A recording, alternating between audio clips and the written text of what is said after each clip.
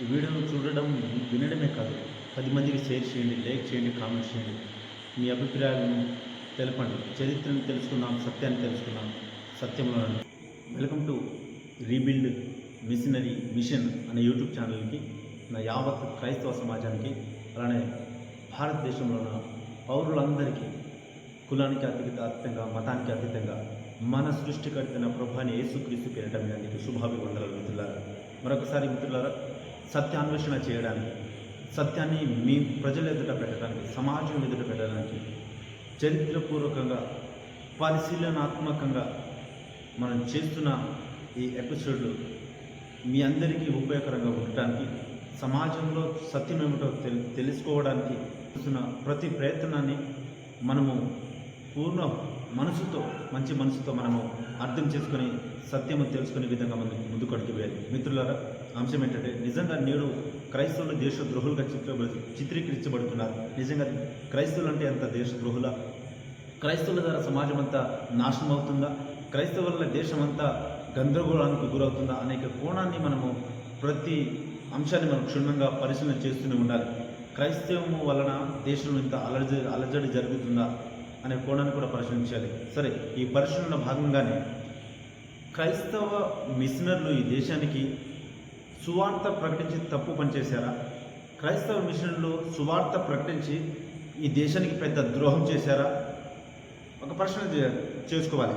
నిజంగా నేడు ఈ సమాజం పరిశీలన చేస్తూ ఉంటే సువార్త దేశాన్ని సర్వనాశనం చేస్తుంది అనే కోణాన్ని మనము చాలామంది ఈరోజు సోషల్ మీడియా ద్వారా వ్యక్తపరుస్తున్నారు. సువార్త దేశాన్ని నష్టం కలిగిస్తుందని కొంతమంది, సువార్త ఈ దేశాన్ని అధోగతి పాలు చేస్తుందని కొంతమంది, క్రైస్తవ సువార్త మత మార్పిడి చేస్తుందని, సువార్త ఏదో విధంగా దేశాన్ని సర్వనాశనం చేస్తుంది అనే కోణంలో బైబిల్ను కాలుస్తున్నారు, కరపత్రులను బురదలు తొక్కుతున్నారు, కాలికలు తొక్కుతున్నారు. నిజంగా సువార్త ద్వారా మిషనరీలు చేసిన ఈ భారతదేశ అభివృద్ధి ఏమిటో ఒకసారి మనం పరిశీలన చేసుకుందాం. అసలు ఈ భారతదేశానికి వచ్చిన క్రైస్తవ మిషనరీలు ఎందుకు దేశాన్ని, విద్యా వ్యవస్థను స్థాపించారు అనే కోణాన్ని పరిశీలన చేయాలి. ఒకవేళ మిషనరీకి ఏం అవసరం? వాళ్ళు విదేశీయులు, చాలా దూరస్తుల నుంచి, ఆ దూరం దేశం నుంచి వాళ్ళ యొక్క సంపదను, వారి కుటుంబాన్ని త్యాగం చేసి దేశానికి వచ్చి దేవుని కోసం, దేవుని పని కోసం, సువార్త కోసం ఈ దేశానికి వచ్చి జ్ఞానం పంచిపెట్టారు. సువార్త ద్వారా ప్రజలకు, ఈ భారతదేశ ప్రజలకు జ్ఞానం పంచిపెట్టడమే చేసి మిషన్లు చేసిన తప్ప అనే కోణానికి మనం ఒకసారి పరిశీలన చేసుకోవాలి. ఓకే, ఒకసారి చూద్దాం. క్రైస్తవ మిషనర్లు ఈ భారతదేశంలో ఎలాంటి అభివృద్ధి చేశారు? మొట్టమొదటిగా వాళ్ళు పీఠం వేసింది విద్యా వ్యవస్థకు వాళ్ళు పీఠం వేశారు.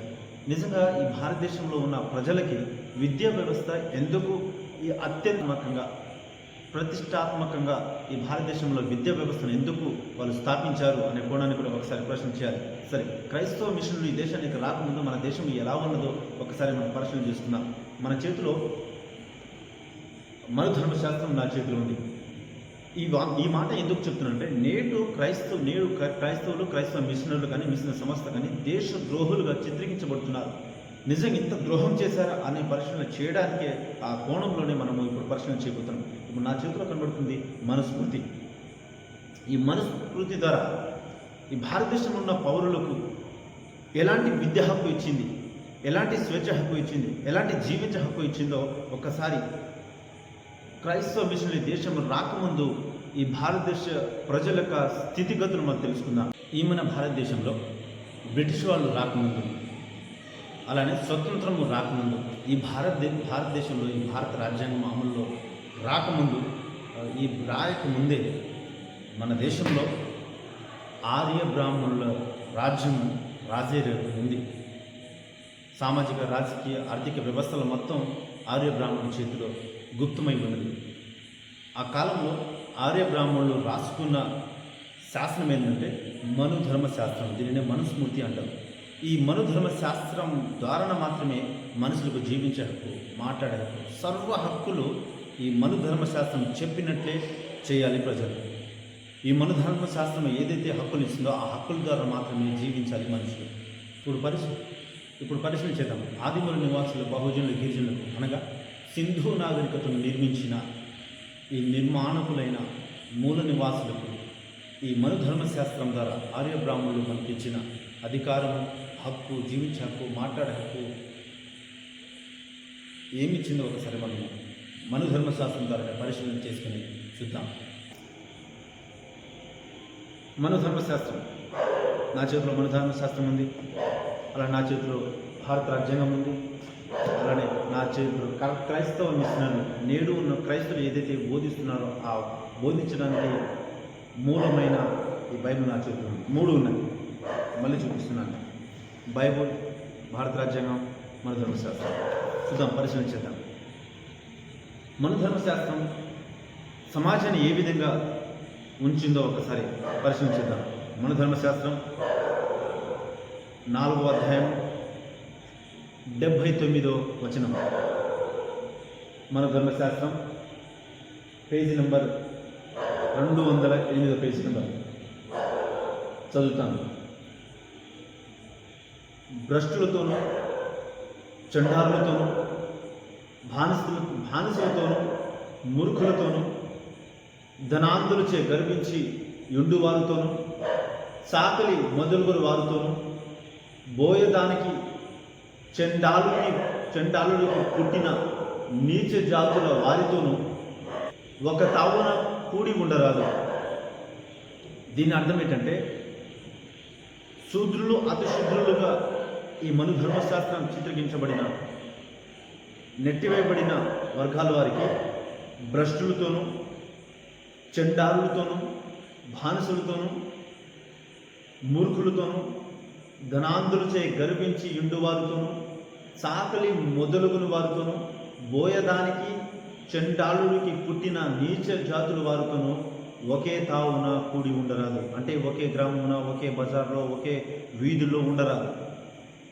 చూడండి ఎంత దారుణంగా సింధు నాగరికతను నిర్మించిన ఆదిమూల నివాసులు, గిరిజనులు, బహుజనులు, దళితులు, వారికి ఏ విధంగా ఈ మనుధర్మశాస్త్రం బిరుదునిచ్చిందో, బిరుదునిచ్చి ఇవ్వడమే కాకుండా ఈ నాగరికతను నాశనం చేయడమే కాకుండా వాళ్ళ జీవితాలను, వాళ్ళ యొక్క బ్రతుకును ఏ విధంగా చిత్రీకరించిందో ఒకసారి చూడవచ్చు. సమాజంలో ఉండకుండా నెట్టివేసింది, బజార్లో తిరగకుండా నెట్టివేసింది, గ్రామాలలో నివసించకుండా అణచివేశారు, ఒంటరితనాన్ని గురివేశారు. ఇలాంటి వారిపైన ఈ క్రైస్తవ మిషనరీలు వచ్చినప్పుడు, ఇలాంటి గుంపులను రకరకాల జీవన శైలిని చూసినప్పుడు క్రైస్తవ మిషనరీల యొక్క హృదయంలో చలించి బాధపడి జాలి కలిగి, అయ్యో ఇలాంటి వారికి మనము చైతన్యం తీసుకురావాలి, ఇలాంటి వారికి జ్ఞానాన్ని అందించాలి, ఇలాంటి వారు ఆ జ్ఞానంలో వివక్షతకు గురవుతున్నారు, వీరు అంటరానితనానికి గురవుతున్నారు, వీళ్ళని జ్ఞానంతో బయటికి తీసుకురావాలంటే కేవలం దానికి ఒకే ఒక ఆయుధము, విద్య అనే ఆయుధము ఉండాలి అనే కోణంలో విద్యను ప్రవేశపెట్టడానికి వాళ్ళు శతవిధాలుగా వాళ్ళు కృషి చేశారు. వాళ్ళకున్న ధనానంతా వెచ్చించారు. సరే, ఇంకో మాట చూద్దాం. క్రైస్తవులు ఈ దేశానికి ద్రోహం చేశారా అనే కోణాన్ని కూడా ప్రశ్నించుద్దాం. ఇంకో మాట చూద్దాం. అలానే అదే మనుస్మృతి 4వ అధ్యాయము, నేనంతా రాసుకున్నాను ఇక్కడ.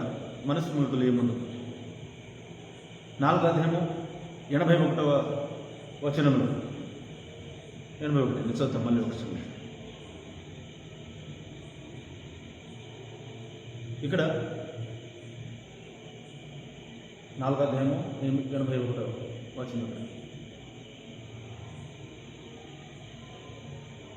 ఎవడును శూద్రునకు ఉపదేశము చేయును, ఎవడు వ్రతమును ఉపదేశించును, వాడు అతని తోడనే అసంవృతమును పేరుగుల చీకటైన చొరరాని నరకమును నొందుచున్నాడు.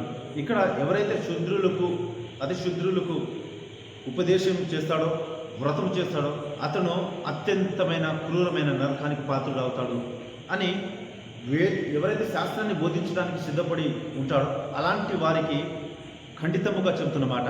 అంటే దీనికి అర్థం ఏంటంటే, అతి శూద్రులకు విద్య చెప్పకూడదు, వ్రతము చేయకూడదు, జ్ఞానం అనే బోధన బోధించకూడదు అని చాలా స్పష్టంగా ఈ మనుధర్మశాస్త్రము 4వ అధ్యాయము 81లో చెప్తుంది. ఇంకో మాట కూడా చెప్తున్నాను, అది ఇదే. మనుధర్మశాస్త్రము 4వ అధ్యాయము 99లో చెప్తుంది. ఇక్కడ శూద్రుల సన్నిధానమున వేదమును అధ్యాయమును చేయదగదు. రాత్రి ఎక్కువ చొమ్మున లేచి వేదాధ్యయనము చేసి అలస మరలా పరుడే నిద్రింపరాదు. శూద్రుల సన్నిధానమును వేదమును అధ్యయనము చేయదగదు. శూద్రులు ఉన్న కాడ వేద అధ్యాయము శాస్త్రము బోధించడము అది అలా చేయకూడదు, అది విరుద్ధం. ఇప్పుడు చెప్పండి, మన ధర్మశాస్త్రం ద్వారా మన భారతదేశంలో శాస్త్రాన్ని కానీ విద్యని కానీ జ్ఞానాన్ని కానీ తెలుసుకోవడానికి చదువుకోవడానికి చదివి చైతన్యం వైపు వచ్చి అభివృద్ధి చెందడానికి అవకాశం ఉందా? మన ధర్మశాస్త్ర ప్రకారంగా ఈ ప్రశ్న. ఇంకో మాట కూడా చదువుతాను. మన ధర్మశాస్త్రము 1వ అధ్యాయము 103. ఇక్కడ కింద శాస్త్ర అధ్యయనముల వలన ఫలమును ఎరిగినవాడు బ్రాహ్మణ ఉత్తముడు. ఈ ధర్మశాస్త్రమును ప్రయత్నముతో చదవవలెను, శిష్యులకు చెప్పవలెను. తదితర వర్ణస్థులు దీనికి ఇతరులకు చెప్పరాదు. బ్రాహ్మణ ఉత్తములకు ఈ మన ధర్మశాస్త్రం బోధిస్తుంది, ఓ బ్రాహ్మణ ఉత్తములారా, మీరు మాత్రమే చదువుకోవాలి, మీరు చదువుకొని తెలుసుకున్న విషయాలు మీ శిష్యుకు మాత్రమే చెప్పాలి. కానీ ఈ దేశంలో ఉన్న శూద్రులు అతిశూద్రులు వాళ్ళకు ఈ శాస్త్రము చెప్పకూడదు అని బోధిస్తుంది. ఇప్పుడు చెప్పండి, ఎవరు దేశద్రోహులు? దేశానికి క్రైస్తవులు దేశద్రోహులా? ఇలా శాస్త్రాన్ని బోధించకూడదు, వేదాన్ని బోధించకూడదు, జ్ఞానాన్ని పంచకూడదు, అన్ని వివక్షత జీవించడానికి, మాట్లాడటానికి, విద్యా హక్కును తెలుసుకోవడానికి అరికట్టిన ఈ ధర్మశాస్త్రము ఈ మన ధర్మశాస్త్రం చెప్తున్నా పాటిస్తున్న వాళ్ళు దేశద్రోహులా? లేకపోతే క్రైస్తవ మిషనరీ దేశానికి వచ్చి ఎక్కడి నుంచో వచ్చిన క్రైస్తవ మిషనరీ దేశానికి జీవించే హక్కు, మాట్లాడే హక్కు, బోధించే హక్కు, చదువుకునే హక్కు, వీటిని ఇది కావాలి ఈ దేశ ప్రజలకు అని బోధించిన నేర్పించిన క్రైస్తవ మిషన్లు క్రైస్తవులు దేశద్రోహుల? సరే, మన ధర్మశాస్త్రము స్వతంత్రం రాకముందు ఆదిమూల నివాస బహుజనులు దళితులకు ఈ విధంగా విద్య చదవకూడదు, శాస్త్రం చదవకూడదు, వాళ్ళకి నేర్పకూడదు, నేర్చుకోవడానికి అవకాశం ఉండకూడదు అని అనేక విధాలుగా కట్టుబాటు చేసింది ఇది మన ధర్మశాస్త్రం, గొప్ప మన ధర్మశాస్త్రం. సరే చూద్దాం. ఇప్పుడు బైబిల్ ఏం చెప్తుంది?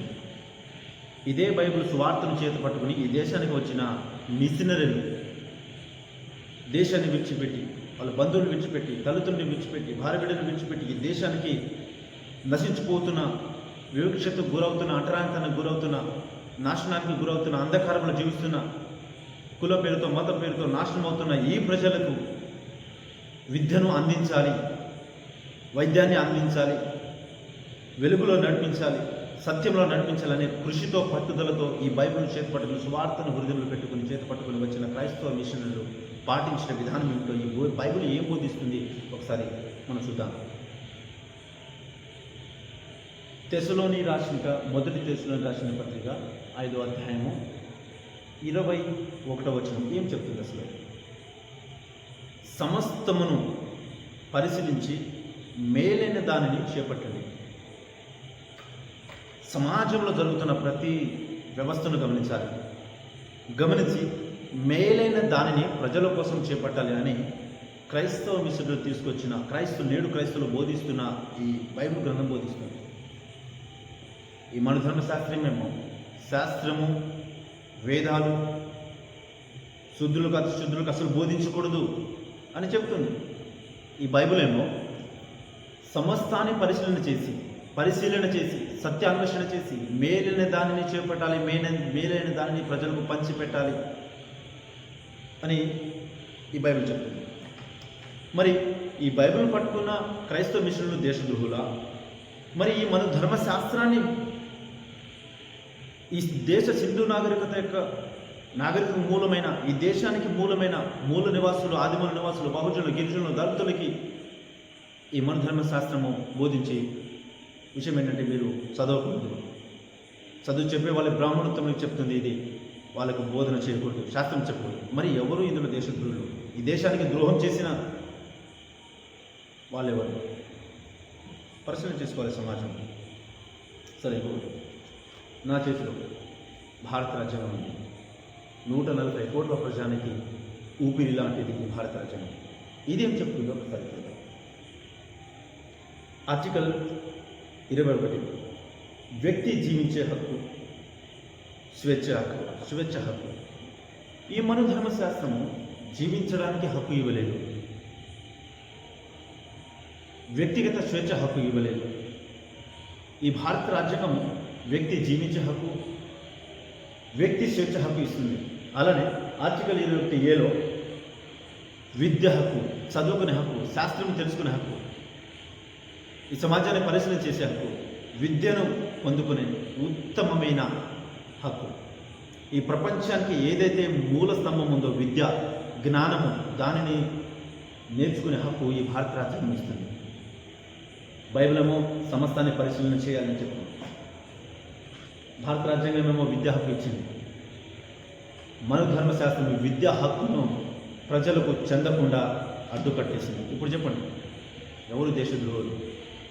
అందుకోసమే ఈ మనుధర్మ శాస్త్రము ప్రజలకి విద్య అందించట్లేదు, శాస్త్రాన్ని బోధించట్లేదు, జ్ఞానాన్ని ఉపదేశం చేయట్లేదు అని ఈ ప్రజలంతా అంధకారంలో జీవిస్తున్నారు అనే కోణంతో, ప్రజలు అలా జీవించకూడదనే కోణంతో కేవలం విద్యా హక్కు ప్రజలకు అందాలి, అప్పుడు సత్యం ఏమిటి తెలుసుకుంటారు అనే ఏకైక ఉద్దేశంతో ఈ బైబిల్ చేతి పట్టుకుని వచ్చిన క్రైస్తవ మిషనరీలు అలాంటి గొప్ప త్యాగం చేశారు.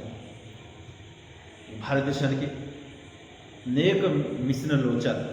వాళ్ళ యొక్క ఉద్దేశం ఒకటే, విద్య అందించాలి, వైద్యం అందించాలి, ప్రజలకు ఉచితమైన సేవ చేయాలి, అనాథులకు ఆదుకోవాలి, విధవరాలకు, వృద్ధులకు ఆదుకోవాలి, అనేకమైన స్వచ్ఛంద కార్యక్రమాలు చేయాలి, దేశం అభివృద్ధిలో నడిపించాలి, దేశంలో అభివృద్ధి చేయాలి, గాయపడిన వారిని పుండు కట్టాలి, కుష్ఠరోగాన్ని తొలగించాలి, నిర్మూలించాలి, అనేకమైన చర్యలు చేపట్టారు క్రైస్తవ మిషనరీలు. కానీ నేడు ఉన్న కొంతమంది, నేడు ఉన్న కొంత ప్రజలు, నేడు ఉన్న కొంత సమాజం క్రైస్తవులు దేశద్రోహులుగా చిత్రీకరిస్తున్నారు, క్రైస్తవ మిషనరీలు చిత్రీకరిస్తున్నారు, క్రైస్తవులు బోధిస్తున్న ఈ బైబిల్ను కాలుస్తున్నారు, సువార్తను అడ్డుకుంటున్నారు. ఇప్పుడు చెప్పండి, క్రైస్తవం ఈ దేశానికి నష్టమా?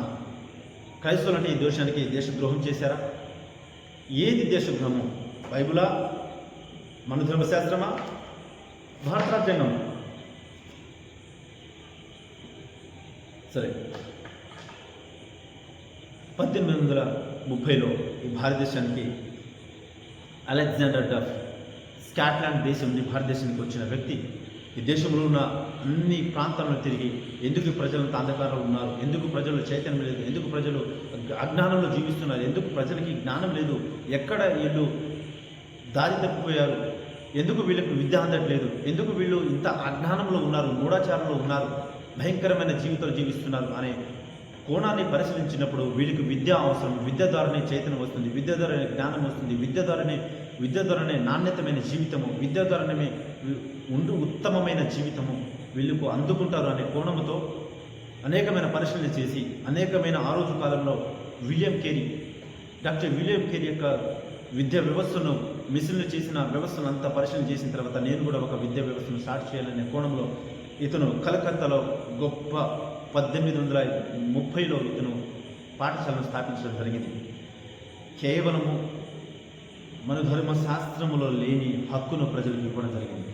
మన ధర్మశాస్త్రం ఏదైతే విద్యా హక్కును ఆరగట్టిందో, ఏదైతే విద్యను ఈ ప్రజలకు చెందినకుండా చేసిందో దాన్ని ప్రజలందరికీ ఉచితమైన విద్యను, అలానే ఆంగ్ల విద్యను, ఈరోజు ప్రపంచానికి ఇంగ్లీష్ ఎలా అయితే ప్రాధాన్యం అయిందో అలానే ఆ విద్యను అందించడానికి ఆయన కృషి చేశాడు. ఈ రోజు కాలంలో ఒక పాఠశాలలో ఒక ఎల్కేజీ స్టూడెంట్ పంపాలంటే దాదాపు 30-40 కానీ వాళ్ళు ఉచితమైన విద్యను అందించారు. ఇప్పుడు చెప్పండి, క్రైస్తవ మిషన్లు దేశద్రోహులుగా కనబడుతున్నారా? ఇప్పుడు చెప్పండి. అలానే అలెగ్జాండర్ డఫ్ 1830లో ఆయన కలకత్తాలో ప్రారంభించాడు. అలానే అగ్రకులాల వాళ్ళకి ఉన్నత విద్య, ఆంగ్ల విద్యను ఆయన అందించాడు. అలానే మరొక మిషనరీ జాన్ విల్సన్, ఇతను ముంబైలో స్కాట్లాండ్ ఇంగ్లీష్ పాఠశాలను ప్రారంభించాడు. ఆ తర్వాత 1837లో జాన్ జాన్ ఆండర్సన్ అనే మిషనరీ, ఇతను కూడా స్కాటిష్ ఎడ్యుకేషన్ మిషన్ పాఠశాలను మద్రాసులో ఇతను ప్రారంభించాడు. ఇప్పుడు చెప్పండి, డఫ్, అలెగ్జాండర్ డఫ్, అలాగే జాన్ విల్సన్, జాన్ ఆండర్సన్, వీళ్ళు ముగ్గురు ఉన్నతమైన విద్యాలయాన్ని ఈ దేశంలో స్థాపించారు. మన ధర్మశాస్త్రం విద్యను అంగీకరించలేదు, ప్రజలకు పంచిపెట్టడం కూడా ముందుకు వెళ్ళలేదు. ఇప్పుడు చెప్పండి, క్రైస్తవులు ఈ దేశానికి చేసిన ద్రోహం ఏమిటి? క్రైస్తవులు నిజంగా దేశద్రోహుల?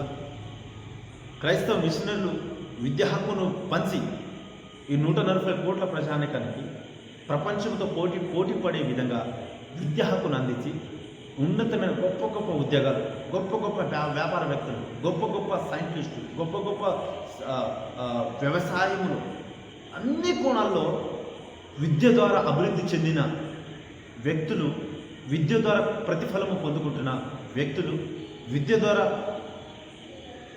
మంచి జీవితాన్ని జీవిస్తున్న వ్యక్తులు, విద్య ద్వారా సకల సంపదలను సంపాదించుకున్న వ్యక్తులు సమాధానం చెప్పాలి. క్రైస్తవ మిషనరీలు విద్యను పంచి నేడున్న క్రైస్తవులు, క్రైస్తవ సమాజం దేశద్రోహుగా చిత్రీకరించబడుతున్నారా? ఎవరు దేశద్రోహులు? విద్యను అరికట్టిన వారా? విద్యను పంచకుండా ప్రత్యేకంగా మన శాస్త్రం ద్వారా విద్యను చదవకూడదు, విద్యను బోధించకూడదు అనే అడ్డుకట్ట వేసిన వాళ్ళు దేశద్రోహులా? విద్యను పంచిపెట్టాలనే అనేకమైన కృషి, త్యాగాలు, ధనాన్ని వెచ్చించిన క్రైస్తవ సంస్థలు, క్రైస్తవ మిషనరీలు దేశద్రోహులు? ఎందుకు క్రైస్తవులు దేశద్రోహులుగా ఈ సమాజంలో కనబడుతున్నారు అనే ప్రశ్న యావత్ 140 కోట్ల ప్రజానీకానికి మీరే దీనికి జవాబు వెతకాలి, మీరే సమాధానం వెతుక్కోవాలి. ఎందుకు ఈ క్రైస్తవులపైన ఇంత బురద చల్లుతున్నారు? దేనికోసం? మిత్రుల, ప్రపంచం యావత్తంగా చరిత్ర అవైలబుల్గా ఉంది. చరిత్ర అందరూ చదువుకోవచ్చు. మనం భారతదేశంలో ఉన్న ప్రతి పౌరుడు అన్ని మత గ్రంథాలను పరిశీలన చేయాలి.